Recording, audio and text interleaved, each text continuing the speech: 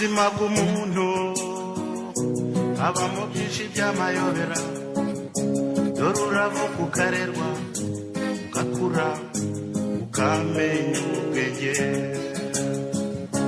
ubuzima bw'umuntu habamo byinshi by'umunezero. Reka mbaye ikaze rero nshuti bakunzi ba Seeds of Love TV, ni umunsi mwiza kandi wiriwe neza cyane, abandi muryamye neza. Reka abaryamye mbifuriza ibitotsi byiza ndetse n'abari maso nabo mbifuriza ibihe byiza aho muri hose.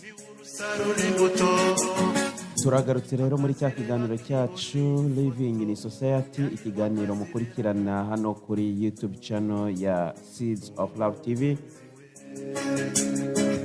Ni ikiganiro kandi kigamije kugira ngo twungurane ibitekerezo mu buzima bwacu bwa buri munsi kugira ngo tubashe kubaho neza kandi tubanye neza n'abandi.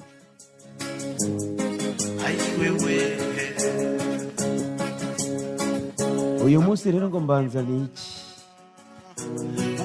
Mbazaniye ingingo ikomeye cyane kandi ingingo itwubatse muri ubu buzima bwacu. Dutangije indirimbo y'umuhanzi. Indirimbo za kera zari nziza cyane kandi zari zifite amagambo akomeye cyane kandi agira icyo atubwira kuri ubu buzima bwacu bwa buri munsi. Indirimbo rero yitwa Ubuzima bw'umuntu ya Nyangezi. Mu buzima bw'umuntu harimo amayoberane menshi cyane. Niyo mpamvu umuntu avuka akarerwa agakura, akamenya ubwenge, akamenya kwihitiramo icyiza n'ikibi. Natwe rero muri aka kanya tugiye kuganira ku ijambo ritoya cyane ritubwira ngo ubuzima. Ese we ubuzima ububona gute? Ukurikije uko ubayeho, ukurikije uko ubona abandi, weho ubuzima bwawe ububona gute? Cyangwa se ubuzima bw'abandi ububona ute? Ibibaho byose tugomba kwiga, kandi kwiga ni wo muti wa mbere wo kugira ngo tugire ubuzima bwiza. Ikibabaje ni uko tugira amahitamo mabi, ugasanga ibyo turi kwiga ahandi turi kuzana ibibi mu buzima bwacu aho kuzana ibyiza.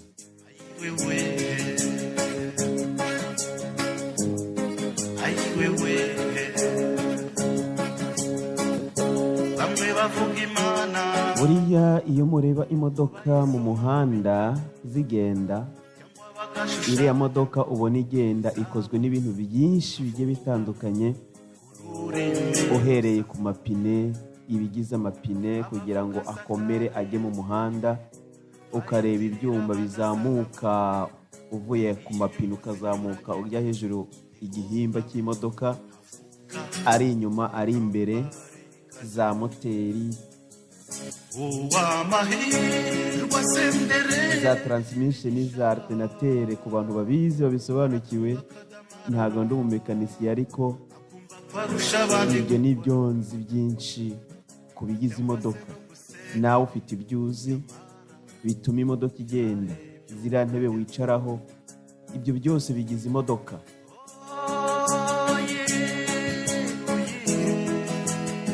Ariko iriya modoka iyo imaze kuzura, amaze kuyikora, iba ikeneye umuntu uri buze kuyitwara.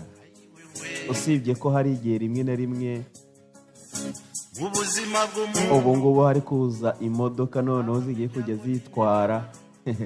Wenda mu myaka iri imbere tuzabibona neza ziri kujya zitwara, dore bageze ku modoka z'amashanyarazi. Mu myaka iri imbere bagiye kuzakora imodoka noneho zigiye kujya zitwara ukajya uzituma gusa. Ariko si cyo ngendereye, kuko rero iriya modoka ikenera umuntu uyitwara.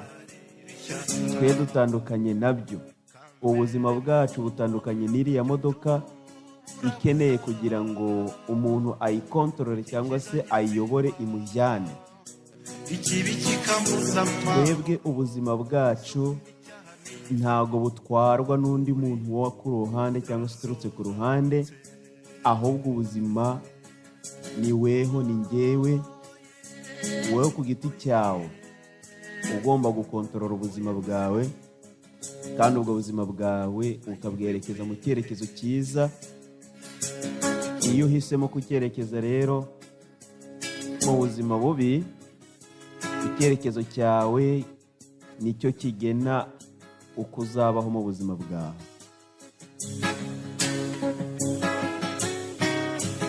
Rimwe na rimwe hari igihe duhura n'ibituzazanye cyangwa se ibitugerageza kandi biturutse kuri bagenzi bacu, hanyuma kubera ko ari inshuti zacu tukumva ibyo bari gukora ari byo, ntitumenye kwifatira imyanzuro y'ubuzima bwacu, ugahora uhanze amaso iby'abandi, ukabona umuntu wari inshuti yawe, uwo wabonaga ntacyo yageraho, ari gutera imbere, ariko weho nturava aho uri, kandi ibyo yari afite nibyo wari ufite, amahitamo yari afite niyo wari ufite.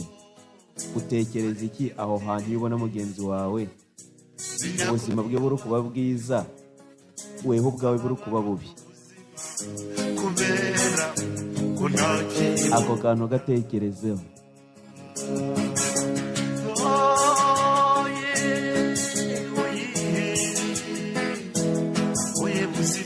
Reba igihe wahereye umenya ubwenge, uzamuka, inshuti yawe mwamenyanye ikagira byinshi ikurusha kandi mwari munganya ubushobozi, ariko ukabona yarateye imbere cyane. Mugiye kumbwira ngo ni amahirwe ye, ayo mahirwe nawe wari uyafite, bavuga ngo yarahiriwe, nawe wahirwa. Ahubwo byose biterwa n'uko twahisemo. Nuhitamo kujya kunywa itabi, mugenzi wawe ntarihitemo, ubuzima ntago buzahwana. Nuhura n'inshuti mbi zikakujyana ugatandukana n'inshuti yawe magara, we agafata inzira ye nawe ugafata iyawe, ntugire ko muzahwanya ubuzima. Reka reka. Nufata inzira yo kunywa inzoga, mugenzi wawe ntayifate, ntago muzahwanumya ubuzima rwose. Umwe azaba ahangayitse, undi abeho yishimye,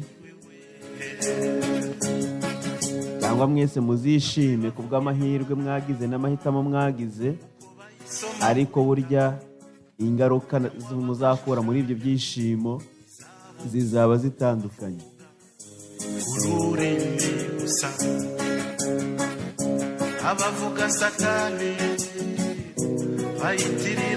Amahitamo yacu rero niyo agena ubuzima bwacu tubamo.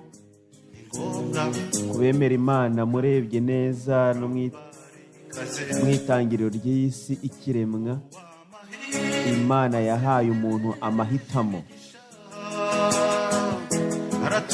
Yamuhaye igiti kimenyekanisha icyiza n'ikibi, ariko imuha ibindi biti byinshi byinshi byiza cyane byagombaga kumutunga. Ariko nyuma igiti yari yabujijwe ati nukirya uzapfa, ararenga agira amatsiko yo kumenya ibiri muri cya giti. Amahitamo ye yatumye isi ihindana. Ubuzima bwacu rero bwuzuyemo amahitamo. Ibyago, ubuhemu, byose byuzuye ubuzima bwacu, ariko ufite amahitamo yo guhitamo kimwe cyiza. Kuba harimo ibyago ntibivuze ko hatarimo ibyiza. Ibyiza birimo ni byinshi, n'ibibi birimo ni byinshi, ariko tuba tugomba guhitamo kimwe. Ikibazo rero hari n'igihe duhitamo tugashaka gusabunga byose. Tugashaka gufata hirya tugafata hino kugira ngo byose bize. mu buzima bwacu ibyo ntago byavamo rwose. Ubuzima bwacu tuba tugomba kubuha icyerekezo. Ntugatekereze ko umuntu mugenzi wawe cyangwa se inshuti yawe ariyo izaza kukubakira ubuzima. Ntugatekereze ko undi uwo uzaturuka ku ruhande uzaza kukubakira ubuzima.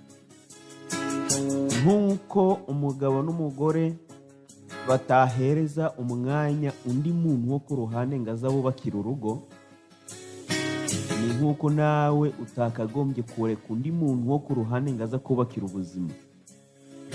Icyakora icyo nemera cyo ni uko inshuti zawe cyangwa se abandi bo ku ruhande baguhereza inzira yo kubaka ubuzima, ariko nyirizina ni wowe ubwawe ubwo uzabwubaka. Bazaguharurira inzira, weho noneho aba ari weho ubwubaka, kandi bizaturuka ku mahitamo yawe uzakora. Bashobora kukwereka inzira, iyo nzira ntuyihitemo, ukinyurira iyawe nzira. Birashoboka ko nawe ubwawe wakwiyubakira ubuzima bwawe utarinze wareba undi wo ku ruhande, ariko ibyo waba ukopera byose nibyo biduhereza base cyangwa se intangiriro y'ubuzima bwacu.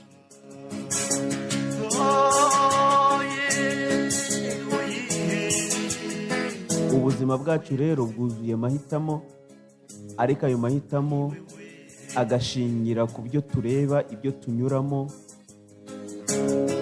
ibyo dutekereza n'ibyo tubona abandi bakora. Ariko ugahitamo nk'umunyabwenge, kuko uba warakuze. Mu buryo umwana mutoya ntabwo aba aramenya uguhitamo neza, niyo mpamvu ababyeyi bamuhitiramo bakareba igikwiriye kuba cyiza. Ariko mbibarize, kuko ababyeyi baturera neza rimwe na rimwe, ko hari ababyeyi nabo bagushyigikira mu bibi, nabo barahari sinabirengagiza. Ariko umubyeyi wese aba ashyigikiye ko umwana we atera imbere kandi akaba mwiza cyane. Ariko kuki umwana amara gukura ntakurikize inama z'ababyeyi bamubwiye? Rimwe na rimwe, ntabwo muvuze bose, biba bikurikiza, ahubwo bagakurikiza izindi nzira bihitiyemo ubwabo. Ariko ababyeyi bakaba baraharuye inzira, ariko iyo nzira umwana ntashake kuyinyuramo. Kubera iki? Biba byagenze bite? Niba abantu bose muhura nabo, ibyo ureba, ibyo unyuramo, bagenda baguhindura intekerezo, ariko ntabwo bakagombye guhindura intekerezo zawe, ahubwo wakagombye kujya uvoma, ukavoma ibyiza akaba ari byo ufata. Ariko ikibabaje ni uko baguhindura, bakaguhindura nabi, intekerezo zabo mbi, cyangwa se ugafata ibibi kuri bo, kandi ntiwunishimire n'iterambere wenda bagezeho, kubera ka kantu k'ishyari bakwanuje cyangwa se ko wavukanye wakuye mu muryango. Ugasanga uri kureba iby'abandi, ibyawe nyamara wabyibagiwe. Ubuzima rero bwacu iyo udahisemo neza, byanga byakunda uhitamo nabi. Impano ni nyinshi, ugomba gukoresha impano yawe neza.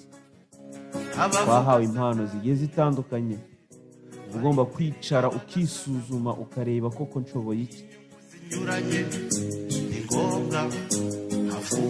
kandi ngo tugerageze byose, ariko tugundire ibyiza. Ni ukugerageza byose, ibyo ubona bigufitiye akamaro akaba ari byo ufata. akumva ko arusha abandi gukora cyangwa se no gusenga. Aha rero mfite ibintu 8 byatuma ubuzima bwawe cyangwa ubuzima bwanjye bugenda neza.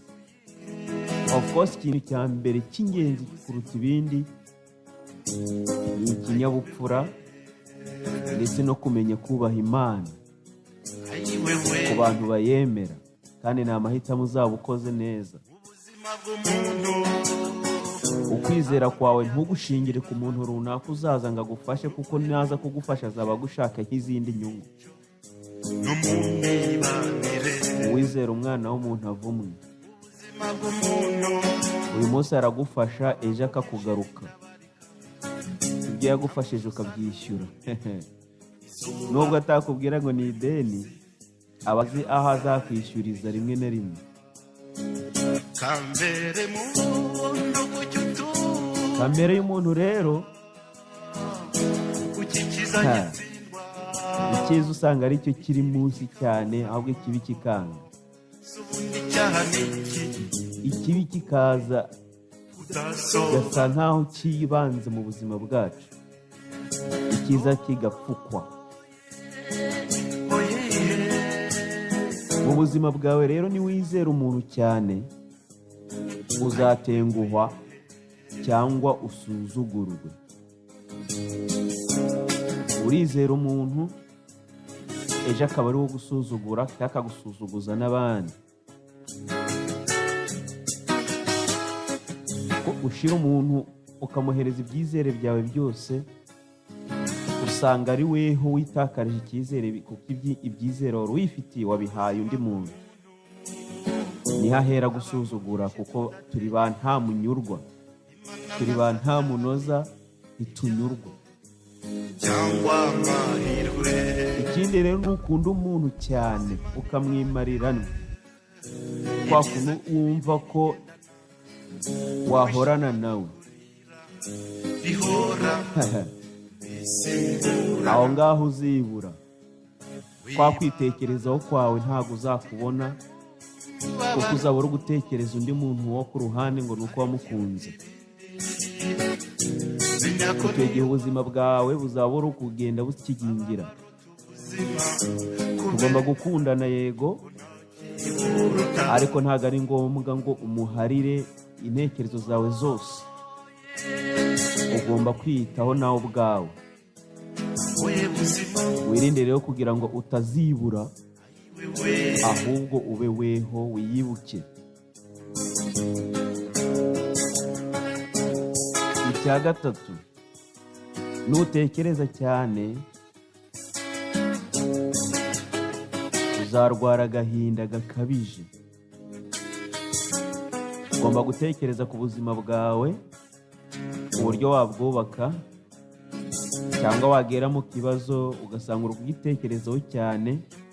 Oya, gitekerezo, niba nta gisubizo ufite by'ako kanya, bireke. Ugomba kuruhura intekerezo zawe kugira ngo utarwara depression cyangwa se agahinda gakabije. Hariho bikuramo bamwe bakiyahura, cyangwa se bamwe bakajya no mu kwa muganga no mu bitaro. Ugomba rero gushaka umwanya wo kuruhuka, intekerezo zawe zikaruhuka, nko kujya muri siporo cyangwa se muri gym, ubwo ni siporo muri rusange. ubuzima bw'umuntu Ukumva indirimbo se, cyangwa se ukaririmba, cyangwa se ugasoma ibitabo. uhura Ibi n'urugo byose ni ibintu bigufasha kugira ngo ugabanye gutekereza cyane. Ikindi, ukirinda kuvuga cyane. sendereje imigisha niwe urusarura imbuto Iyo rero uvuze cyane, ugakomeza kuvuga cyane, w'akazi ushiduka wavuze n'ibinyoma, ukabeshyera abandi, ukavuga inkuru udahagazeho. Icyo gihe rero muri sosiyete uri kwisuzuguza, umunsi bamenye yuko ibyo wabwiye ari ibinyoma, icyizere cyawe kizaba kiri gutakara. Ibyo uzajya ukora byose bazajya bavuga ati ni wa wundi ajya atubeshya. Wirinde kuvuga cyane, kandi iyo uvuze cyane rimwe na rimwe ugaragaza n'ibyo ushaka gukora imbere, soma mu bitabo ariko rimwe na rimwe siko bose baba bakwishimiye mu gutera imbere kwawe. Hari abakugirira ishyari, kandi ugize ishyari ashaka inzira yose yagusubiza hasi. bayitirira badasana Icya gatanu, inyungu niba uteganya ibintu byinshi zihavuka ku bandi, cyangwa ukumva yuko buri muntu wese yazaza akagufasha, icyo gihe ntabwo uzagera ku byo wifuza, kuko uzaba umucakara wabo. Bazajya bumva yuko bagutunze. Ugomba kwishakira ibyawe, ntutege amakiriro ku bandi. Hatana, rwana, nibwo uzamenya agaciro k'ibyo wagezeho umaze kusakisidinga cyangwa se umaze kugera ku byo ushaka kugeraho.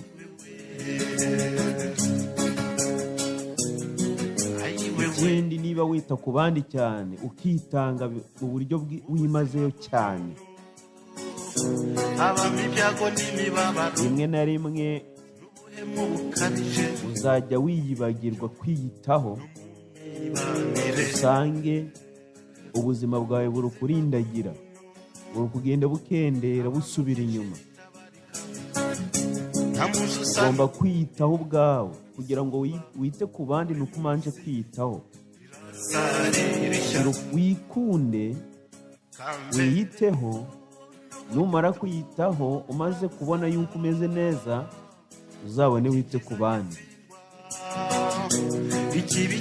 Na Bibiliya irabivuga, ukunde mugenzi wawe nk'uko wikunda. Hari igihe rero wakunda mugenzi wawe weho ukiruta, urukundo ukarumarira kuri mugenzi wawe weho ukiyibagirwa.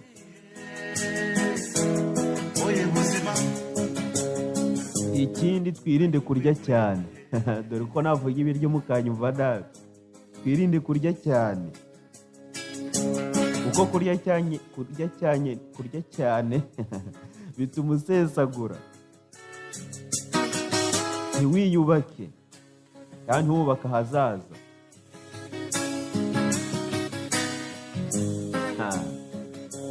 Ikindi gikomeye cyane, hari abantu babona amafaranga, bamara kuyabona bagashaka kuyakoresha binezeza, byaba 1,000, byaba 200, yewe ryaba n'igiceri cy'ijana, ayo ariyo yose wabona. Rimwe na rimwe hari igihe wifuza ko wahita uyakoresha, ugatekereza yuko igihe nikigera uzabona amafaranga menshi kugira ngo ubone icyo ukora.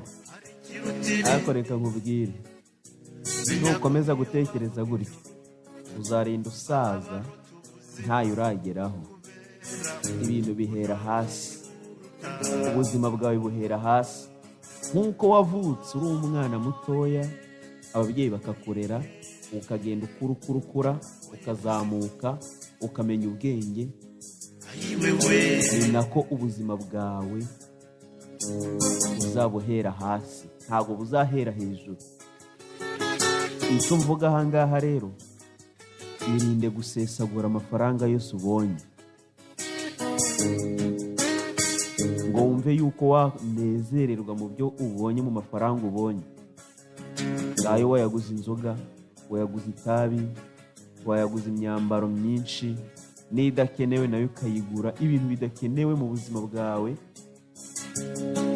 kandi uzi yuko uri gushaka kubaka ubuzima bwawe. Icyo kintu ukiteho cyane, nibwo uzubaka ubuzima bwawe.